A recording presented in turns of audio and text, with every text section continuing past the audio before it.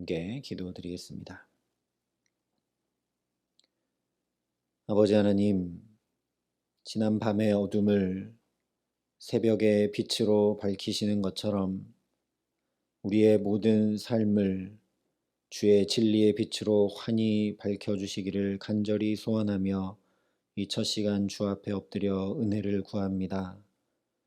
하나님, 오늘도 빛 되신 주께서 우리 삶을 주장하시고 다스리시사 우리 삶의 모든 어둠이 물러가고 온전하고 아름다운 삶의 걸음을 주와 동행함에 부족함이 없도록 이 시간 성령으로 역사하시며 우리에게 말씀하여 주시옵소서.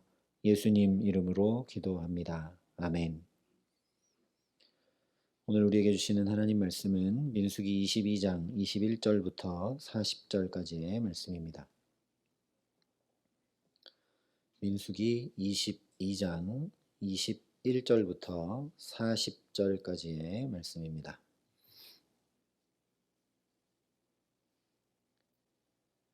민수기 22장 21절부터 40절까지 말씀을 제가 봉독해 드리겠습니다. 하나님의 말씀입니다.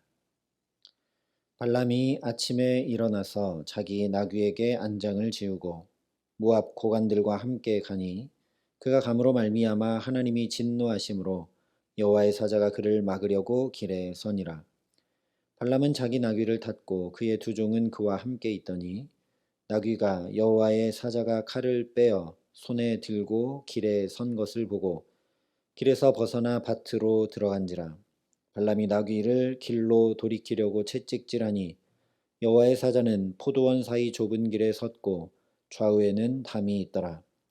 나귀가 여호와의 사자를 보고 몸을 담에 대고 발람의 발을 그 담에 짓누르매 발람이 다시 채찍질하니 여호와의 사자가 더 나아가서 좌우로 피할 데 없는 좁은 곳에 선지라.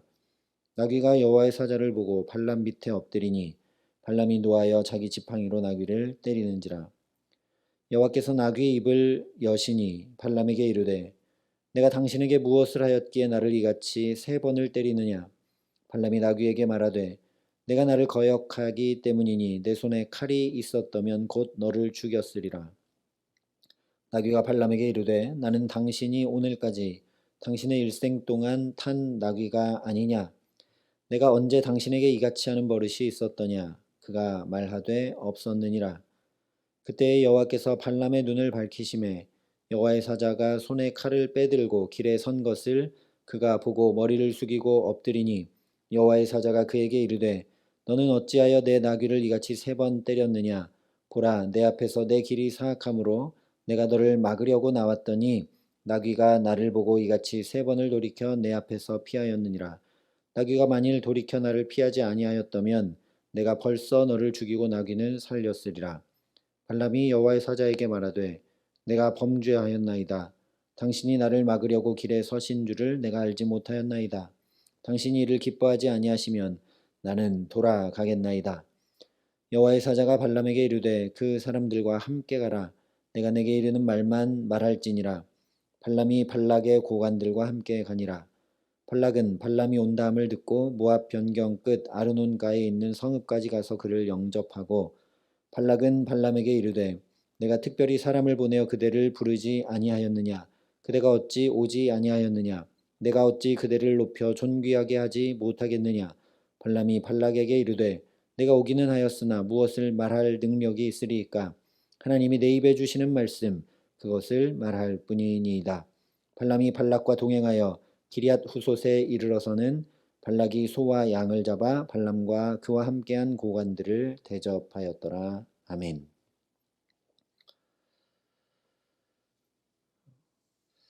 어제 수요 예배에도 잠깐 말씀을 드렸지만 창세기 2장을 보면 인간과 짐승이 모두 흙으로 창조가 됩니다.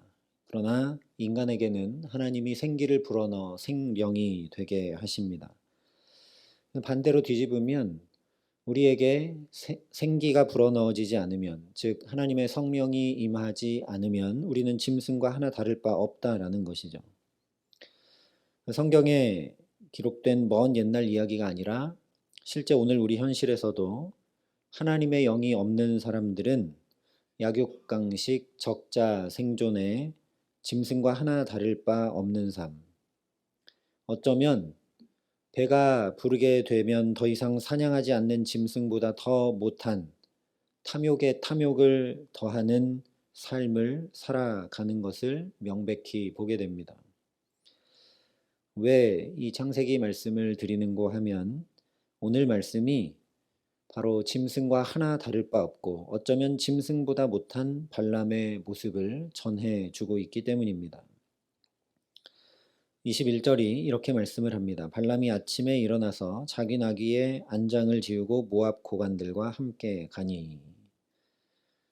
모압 왕 발락이 약속한 돈과 명예와 권력을 쫓아 발람이 아침 일찍 길을 나섭니다.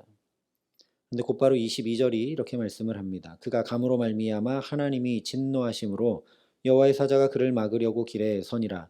발람은 자기 나귀를 탔고 그의 두 종은 그와 함께 있더니. 20절에는 가라 하셔놓고 왜 또 진노하시며 막아 서시는 것인가? 어제 살펴봤듯이 발람이 모압에 가는 것은 하나님이 옳다 인정하신 것이 아니라 하나님과도 타협하려 하면서 탐욕의 길을 가는 발람을 깨우치시고 이스라엘을 저주가 아니라 축복하시기 위함이며 모압 왕 발락에게도 하나님의 살아계심을 나타내시기 위한 섭리이기 때문입니다. 그래서 오늘은 먼저 하나님께서 어긋난 길로 가고 있는 발람을 깨우치고 계십니다. 무엇으로 깨우치시는가? 바로 발람이 타고 가는 나귀를 통해 깨우치시죠. 그 내용이 23절부터 30절까지 자세히 기록이 됩니다.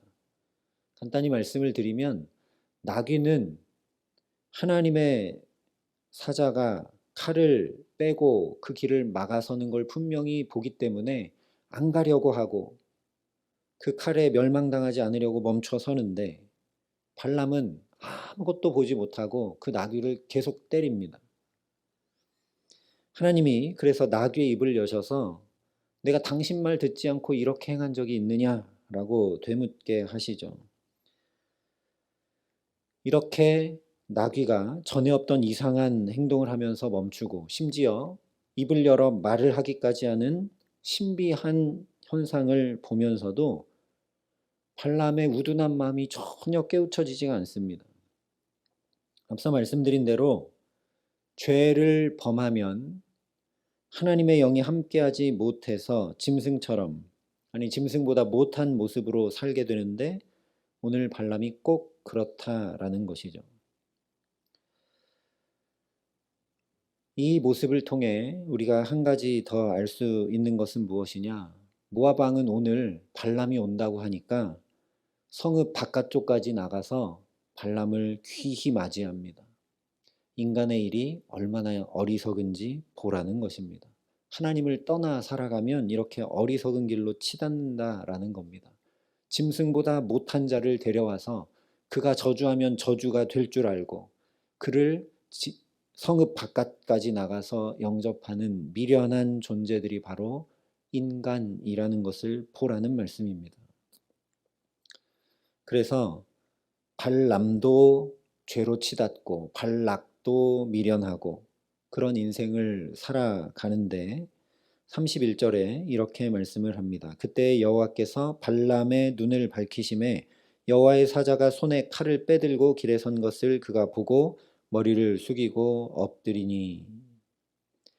여기 눈을 밝히셨다라는 것은 하나님의 사자가 칼을 빼들고 길에 서 있는 것을 보게 하셨다라는 의미도 있지만 동시에 나귀가 이상한 행동을 하고 말을 하는 것이 무엇인지 깨닫게 하셨고 또 자기가 발락 왕에게 가고 있는 그 걸음이 무슨 걸음인지를 깨닫게 하셨다는 의미이기도 합니다.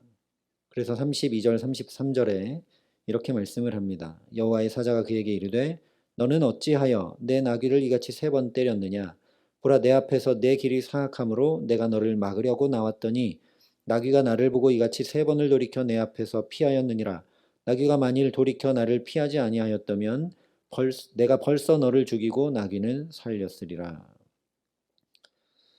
그제서야 발람이 회개하면서 내가 범죄했다라고 하면서 이 길을 기뻐하지 않으면 나는 돌아가겠습니다라고 얘기를 합니다.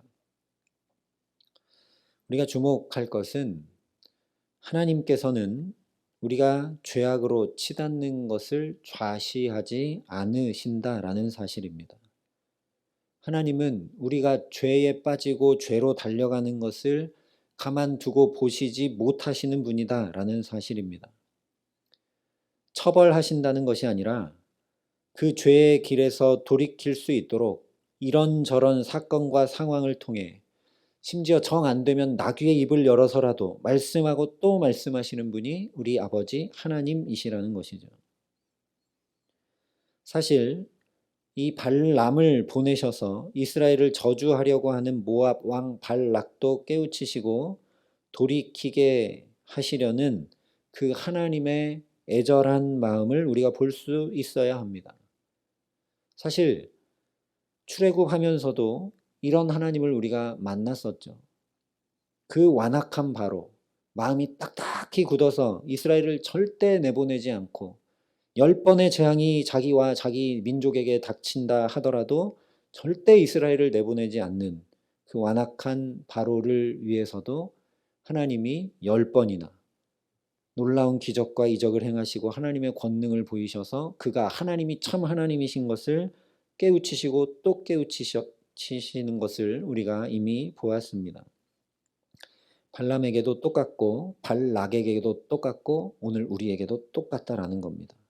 이 하나님이 우리 아버지 하나님이십니다. 회개하고 돌이켜 하나님과 동행하기를, 그래서 생명길, 복된 길로 나아가기를 너무나 원하시는 분이다라는 말씀입니다. 이것은 민수기 내내 넘어지고 쓰러지며 범죄함으로 하나님을 떠난 이스라엘을 깨우치시고 붙드시고 바로 서서 걷게 하시는 여러 가지 일들을 통해 이미 계속 확인했죠. 오늘 말씀에서 우리가 주목해야 할 것은 이 어긋난 길을 가는 32절 말씀대로 사악한 길을 가는 이 발람이 돌이켜 바른 길, 저주가 아니라 하나님께서 주시는 말씀을 전하는 자로 어떻게 나아갈 수 있었는가 하는 그 이유입니다. 물론 34절 말씀대로 발람이 회개했기 때문이지만 그 회개가 나올 수 있었던 가장 중요한 이유는 바로 하나님께서 발람의 눈을 밝혀주셨기 때문입니다. 바로 이것입니다. 하나님께서 우리 눈을 밝혀주시지 아니하시면 우리는 결코 하나님과 동행할 수 없습니다.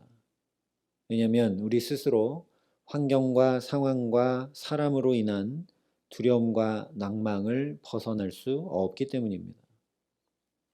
구약의 대표적인 경우가 열왕기 하에 기록된 엘리사의 사환입니다. 이 청년이 아람 군대가 와서 애워싼 것을 보고서 내 주여 우리가 어찌하리까 하면서 두려워합니다. 그때 엘리사가 기도하자 이 청년의 눈을 여셔서 아람 군대와 피할 수 없는 하나님의 천군 천사가 둘러싸 있는 것을 보게 됩니다. 신약의 대표적인 경우는 누가복음에 기록된 엠마오로 가는 두 제자입니다. 예수님이 그 길에 동행하시며 이 두 제자에게 무슨 얘기를 나누느냐 물으실 때 그들이 예수님께서 십자가에 달려 돌아가신 일로 인해서 슬픈 빛을 띠고 머물러 섰다라고 말씀을 합니다. 근데 예수님께서 식사하실 때 그들의 눈을 밝혀주시자 지금까지 동행했어도 알아보지 못했던 예수님을 알아보게 되고 이렇게 이야기합니다. 그들이 서로 말하되 길에서 우리에게 말씀하시고 우리에게 성경을 풀어주실 때에 우리 속에서 마음이 뜨겁지 아니하더냐. 이와 똑같습니다. 주님께서 우리 눈을 열어주실 때 우리가 두려움과 낭망에서 슬픈 기색에서 벗어날 수 있습니다. 주님께서 밝혀주시지 아니하시면 우리도 발람처럼 내가 가는 길이 어떤 길인지 전혀 알지 못합니다. 이렇게 살아가고 이렇게 가는 것이 맞다고 생각하고 가게 되죠. 나의 선택이 옳은지 그른지조차 판단할 줄 모르고 나도 모르게 탐욕의 길, 오늘 말씀대로 사악한 길을 따라 인생을 살아가고 말게 된다라는 겁니다. 엇길로 가던 발람을, 두려워 떨던 사환을, 슬픈 빛을 띠고 낭망한 제자들을 그대로 두지 아니하시고 그 눈을 여시고 밝혀주셨던 것처럼 주께서 오늘도 우리 눈과 귀와 마음과 영혼을 환히 여시고 밝혀주시기를 간절히 기도합니다. 이 은혜를 덧입혀 주시려고 이 첫 시간부터 마치 엠마오로 가던 두 제자들에게 그러셨던 것처럼 우리에게 빛 되신 주의 말씀을 풀어주시고 듣게 하시고 깨닫게 하시는 줄 믿습니다.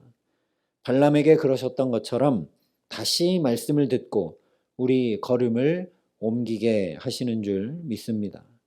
그러니 오늘 저와 여러분이 무엇보다 이것 한 가지 기도하며 주 앞에 엎드릴 수 있기를 소망합니다. 주님, 내 눈을 밝혀 주시옵소서.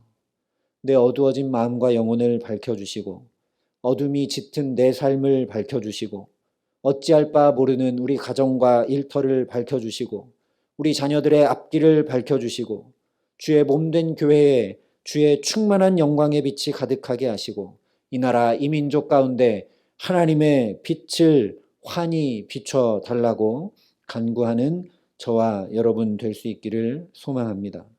우리 필요와 문제와 해결보다 먼저 내 눈을 열어서 주의 율법에서 놀라운 것을 보게 하소서라고 간구한 시편 기자와 같이 내 눈을 열어주소서 기도하며 엎드리게 하시기를 간절히 기도합니다. 아침에 나로 하여금 주의 인자한 말씀을 듣게 하소서. 내가 주를 의뢰함이니이다. 내가 다닐 길을 알게 하소서. 내가 내 영혼을 주께 드림이니이다 하는 간구가 저와 여러분의 간구가 되게 하시기를 기도합니다. 그래서 주의 말씀은 내 발의 등이요 내 길의 빛이라 하신 말씀 그대로 내게 펼쳐진 상황과 환경을 밝히 보게 하시고 우리 가정과 자녀들과 일터와 모든 삶에서 복된 선택과 결정으로 바른 길로 행하며 주와 동행함으로 살아가게 하시는 귀한 은총 주시기를 우리 구주 예수 그리스도의 이름으로 간절히 축원합니다. 함께 기도하겠습니다. 아버지 하나님, 우리 눈을 밝혀 주시옵소서. 우리의 마음과 영혼을 밝혀 주시옵소서. 어둠이 깔려 있는 우리의 삶을 환히 밝혀 주시옵소서. 우리 자녀들의 앞길을 환히 비춰주시고 우리 삶과 우리 일터를 주의 빛으로 밝혀 주시옵소서.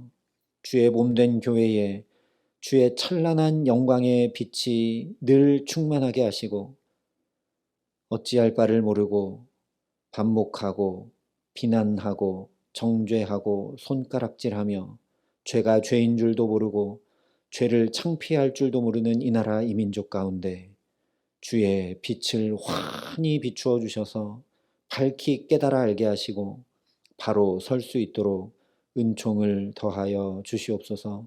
오늘 우리 삶에 빛 되신 주의 말씀을 환히 비춰 주시고 빛 되신 주께서 우리와 동행하여 주시기에 우리의 걸음걸음을 바로 걷게 하시고 주와 동행케 하여 주셔서 우리가 정말 복된 길 생명길로 오늘도 주와 함께 살아감에 부족함 없도록 이 기도의 시간 우리를 붙드시고 은혜 위에 은혜를 더하여 주시옵소서.